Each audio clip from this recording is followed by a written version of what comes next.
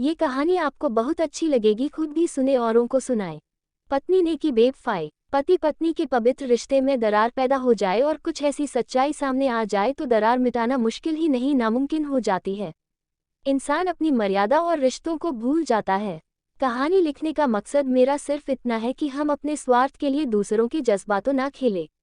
एक बार मैं कहीं जा रहा था, रास्ते में एक पंडित जी मिल गए जिनके पास बहुत लोग अपने बारे में अपनी समस्याओं को लेकर जाते थे। उनकी मैं बड़ी इज्जत करता और हमारे परिवार के लोग भी पंडित जी अच्छी तरह जानते थे।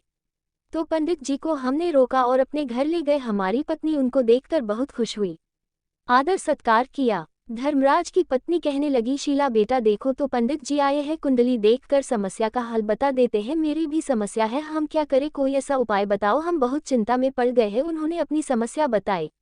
लड़की बहुत सुंदर और सुशील है, शादी करने योग्य हो गई है। धर्मराज की लड़की के साथ एक लड़का पढ़ता था जो फौज की नौकरी करता था। उसने बताया कि लड़के ने हमारी लड़की का हाथ मांगा। हमने सोचा नौकरी करता है, हमने सब पक्का कर दिया। अब समस्या ये उत्पन्न हो गई है, लड़के की जाति और हमारी जाति में रिश्ता नहीं हो सकता क्योंकि हमारे कुल देवता उनकी जाति से रुष्ट है, खान पान वर्जित है। हमें जब ये पता चला तब से परेशानी और समस्या बनी है। अब मेरे लिए भी ये धर्म संकट बन गया। लड़का लड़की को चाहता था, किसी के प्यार को तोड़ना पाप समझा जाता है। पंडित जी को लड़के और लड़की की कुंडली दिखाई। कुंडली मिलान कर ग्रहों की स्थिति इतनी मजबूत नहीं थी। मैंने कहा ये शादी हो सकती है अगर ये दोनों प्रेम विवाह कर रहे हो, और लड़की की कुंडली देख कुछ ऐसी बातें बताई जिससे उन्हें कुछ सच्चाई दिखी। पर शीला ने साफ कह दिया, मैं लड़के को प्यार नहीं करती, मुझे वह पसंद भी नहीं, मैं तो सिर्फ माँ बाप की मर्जी से कर रही हूँ। तो मैंने कहा अब शादी करने का फैसला आपके हाथ में है, आप अपनी मर्जी से ही फैसला सोच समझ कर ही करना। कुछ दिन बाद में दोबारा सूरज उनके घर के करीब से गुजर रहा था तो धर्मराज की पत्नी की नज़र मुझ पर पड़ गई। मैंने उन्हें नमस्कार किया और वह कहने लगी, बेटा हमारे घर चलो। मेरे मना करने पर भी वह अपने घर ले गई। उन्होंने बताया लड़के बालों ने ही ना कर दी क्योंकि आने वाले समय में कोई समस्या ना बन जाए। मैंने कहा जहां परमात्मा ने इसके संजोग लिखे होंगे इसकी शादी वही होंगी। मैं उनके घर कमरे में बैठा था, मेरे मन में उस लड़की के प्रति कोई ऐसी बात नहीं थी, पर लड़की ने ऐसी बात कर दी, मुझे सोचने पर मजबूर कर दिया। उसने कहा मुझे वह लड़का पसंद नहीं था। उसने बताया हर लड़की के मन में एक सपना होता है और वह वैसा ही पति पसंद करना चाहती है जिसके वह सपने देखती हो।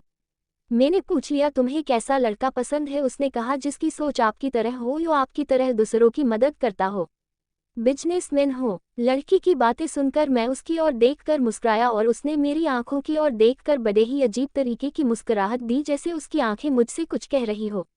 मैंने उसे कहा अगर आपके दिल परमात्मा के प्रति विश्वास होगा तो आपको बहुत प्यार करने वाला पति मिलेगा।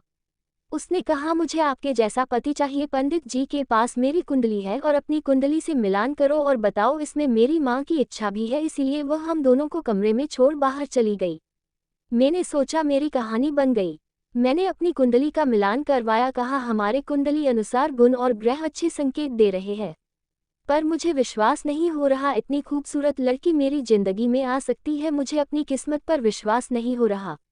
उसने कहा अब आप इसे हकीकत समझो क्योंकि लड़की कभी पहले शुरुआत नहीं करती, पर मैंने अपने दिल मन की बात आपसे कर दी, अब आप जो उचित समझे वो करे। मैंने बहुत सी लड़कियों को देखी पर किसी के प्रति मेरा प्यार नहीं जागा क्योंकि मैं प्रेम पर विश्वास करता हूँ और मेरी अभिलाषा है मुझे सच्चा प्यार मिले। मैं भी ईमानदारी के साथ, पूरी वफादारी के साथ प्यार कर पूरी जिंदगी तुम्हारे साथ दूंगा।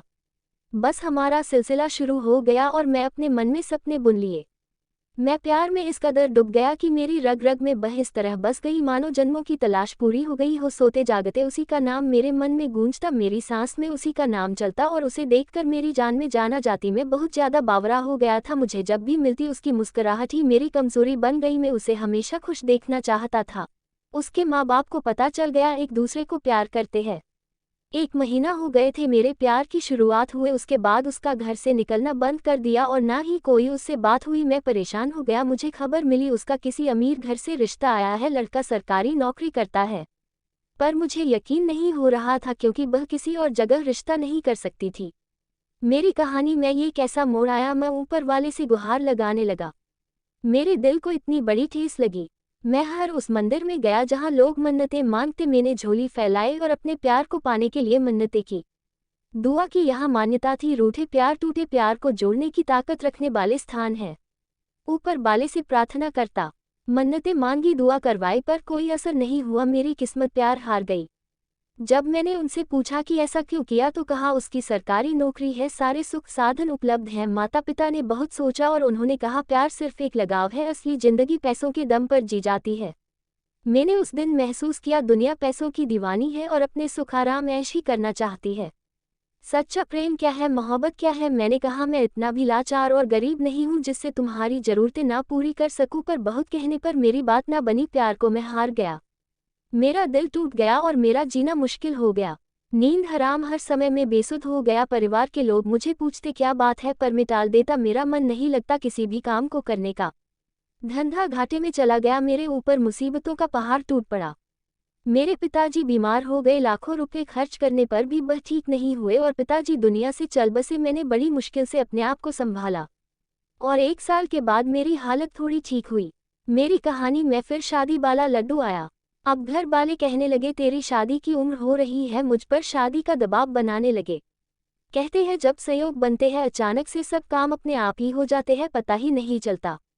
मेरा तो भरोसा उठ गया था लड़कियों से, पर अचानक एक रिश्ता आया और बात बन गई। मेरे घर वालों ने कहा लड़की देख लो, मेरे मना करने पर भी मुझे मजबूर होकर लड़की देखने गया। जब मैंने अपनी होने वाली पत्नी रीता को देखा, मैंने कहा ठीक है, मुझे मंजूर है। सभी ने कहा आप दोनों आपस में बात कर लो। मैंने रीता को कहा मुझे तुम पसंद हो, तुम्हारी क्या मर्जी है, मैं कोई अमीर आदमी नहीं हूँ, पर ऐसी नौबत कभी नहीं आने दूंगा तुझे भूख सोना पड़े। रीता ने कहा मुझे आप पसंद हो। उसके बाद हमने सगाई की, फिर कुछ महीने बाद शादी कर ली। मैंने तो अपने मन में बसा लिया था कि किस्मत में जो चीज़ लिखी हो वह ही मिलती है।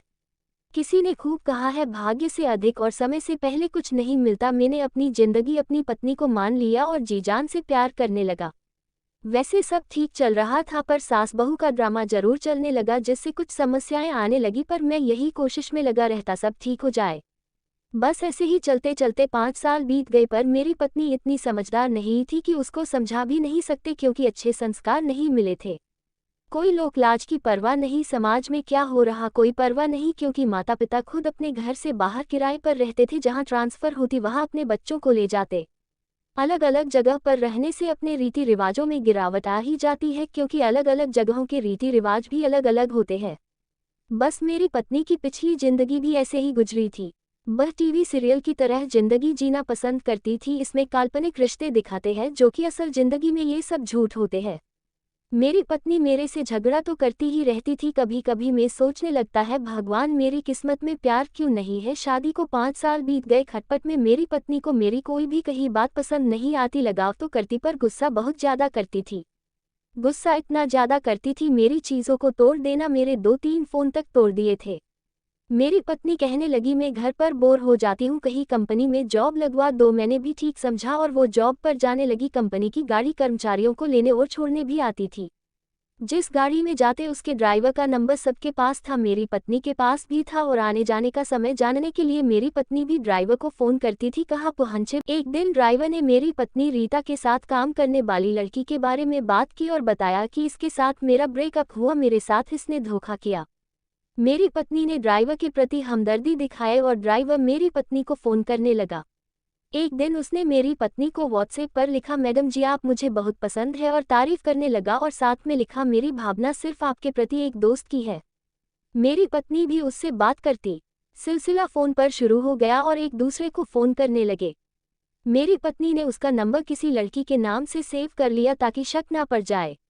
मेरी पत्नी सुबह ऑफिस जाने से पहले उससे एक फ़ोन करती और ऑफिस में फ़ोन नहीं कर सकती थी। जब छुट्टी कर घर पहुंचती तो फ़ोन कान से लगा लेती और रोज़ 10 से 15 बार फ़ोन करती। जब भी मैं देखूं तो कह देती लड़की का फ़ोन है और अपने फ़ोन को लॉक लगा देती।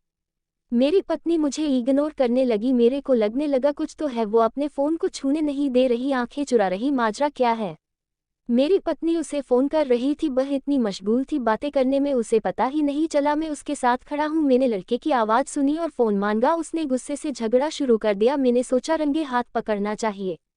रात को मैंने कहा अपना फ़ोन दो, मुझे फ़ोटो खींचनी है। कहने लगी मैं खुद खींच दूंगी। मैंने झगड़ा कर दिया और कह दिया तेरी लीला मुझे पता चल गई है, अब देख मैं तेरा क्या हाल करता हूँ। मैं दूसरे कमरे में सोने जा रहा हूँ। उसके 10 मिनट बाद मैंने पत्नी को फ़ोन किया, कॉल वेटिंग आई। बस फिर क्या था, मेरी पत्नी ने उसका नंबर डिलीट कर दिया। कहने लगी आपको ही फ़ोन कर रही थी, मुझे सफाई देने लगी। मेरी पत्नी की प्रेम लीला मेरे सामने थी। मैंने कहा कोई चिंता की बात नहीं, तुम अपनी लीला जारी रखो, मैं कल ही तेरे बाप और भाई को लेकर कॉल डिटेल निकलवाता हूँ। मेरी पत्नी डर गई और मेरे पाँव पकड़कर माफ़ी मांगने लगी, मुझे माफ़ कर दो। मैंने कहा मुझे सब मालूम है, अभी 15 दिन ही हुए हैं बात करते हुए और वह दोनों सिर्फ फ़ोन पर ही बात करते थे और ऐसे कहीं भी एक दूसरे को देखते तक नहीं थे। मैंने गाड़ी के ड्राइवर को पकड़ लिया और कहने लगा भाई हम सिर्फ एक दोस्त के नाते ही बात करते थे। मैंने कहा पति पत्नी का पवित्र रिश्ता सिर्फ एक विश्वास पर टिका होता है, एक छोटी सी दरार रिश्ता खत्म कर देती है। तुमने हमारे रिश्ते में आकर दरार पैदा कर दी है। तुम दोस्ती कहते हो तो अपनी बहन की दोस्ती मुझसे करवा दो, या जब तुम शादी करोगे तो पहले अपनी पत्नी का मित्र बनाना। इतनी बातें सुन वह कहने लगा भाई मुझे माफ़ कर दो। मेरी पत्नी ना समझी कर बैठी थी, हमदर्दी दिखाए और लड़के की मीठी बातें बातों बातों में लड़के जताते हैं मुझे आपकी चिंता है, फिक्र है, बस लड़कियां फिदा हो जाती है। मेरी पत्नी ने सोच लिया था रहना पति के साथ और प्यार, ये अभी तो सिर्फ फ़ोन पर ही बातें करते थे, समय आने पर इस रिश्ते में शायद इतनी गहराई में चले जाते और वह सब करने लगते जिसे सिर्फ अपने पति से करना चाहिए। अगर शादीशुदा महिला पति के अलावा बॉयफ्रेंड बनाती है तो कभी ऐसा समय आ ही जाता है यहाँ दोनों हमविस्तर हो सकते हो, क्योंकि जिससे बहुत प्यार हो किस तो आम बात है, गर्लफ्रेंड की किस किस और ले जाती है, समझ ही सकते हो। उस लड़के को मेरी बातें ऐसी चभी, उसने कहा मैं अपनी बहन का बॉयफ्रेंड बर्दाश्त नहीं कर सकता और मेरी पत्नी मेरे से शादी के बाद किसी अन्य लड़के को बॉयफ्रेंड बनाए। मैंने उन दोनों को कहा था आपस में बात कर इस रिश्ते को खत्म कर, अपनी अपनी लाइफ में बह करो जिससे तुम्हारे किसी अपने को शर्मिंदगी महसूस करनी पड़े। उस लड़के ने मेरी पत्नी को कह दिया आपका पति है इतना अच्छा, आपको चाहने वाला, आप अपने पति के प्रति वफादार नहीं तो किसी के साथ दोस्ती में भी धोखा कर सकती है जैसे अपने पति को धोखे में रखा। आपके पति के दिल में कितना दर्द है, आपके लिए उसके गले लगो, उसे प्यार दो, आप सच्चे प्रेमी को अनदेखा कर प्यार बाहर खोज रही है। इस बात को लेकर मैं बहुत दुखी होने लगा कि मैं प्यार की चाहत रखने वाला और भगवान से यही प्रार्थना करता था मुझे जीवन में जो मेरी पत्नी बने उसे प्रेमिका की तरह प्यार करता हूँ। मेरी पत्नी को इस बात का एहसास हो गया कितनी बड़ी गलती कर दी है, पर मेरे मन में अब प्यार का नजरिया कुछ बदल चुका था। अब मैं अपने तरीके से जीना चाहता हूँ। मेरे चैनल को प्लीज लाइक और सब्सक्राइब करें।